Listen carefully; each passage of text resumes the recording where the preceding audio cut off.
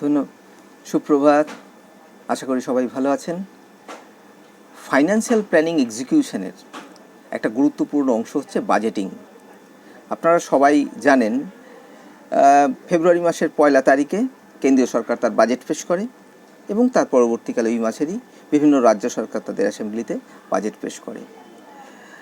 তো বাজেটটা করতে হয় কারণ কি না, আমরা কোথা থেকে কি ইনকাম করব এবং সেই ইনকামটা সঠিকভাবে বিভিন্ন প্ল্যানগুলোকে এক্সিকিউট করতে, ফাইন্যান্সিয়াল প্ল্যানিংগুলো এক্সিকিউট করতে কীভাবে খরচা করব,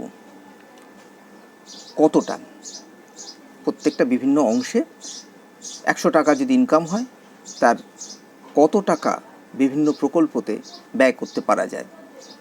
তো আমাদের সংসারেও সেরকম একটা বাজেট দরকার হয় এবং বাজেট করলেই শুধু হবে না, বাজেটটাকে ট্র্যাক রেকর্ড করতে হয়, এক্সপেন্সেসের উপরে মনিটরিং করতে হয় যে বাজেট অনুযায়ী আমরা খরচা করছি কি না।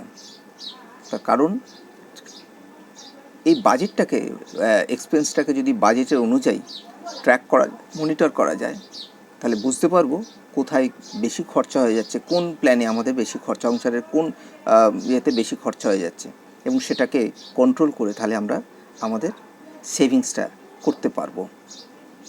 আশা করি সবাই বাজেট করে তাদের ফাইন্যান্সিয়াল হেলথটাকে ঠিকঠাক রাখবেন। নমস্কার।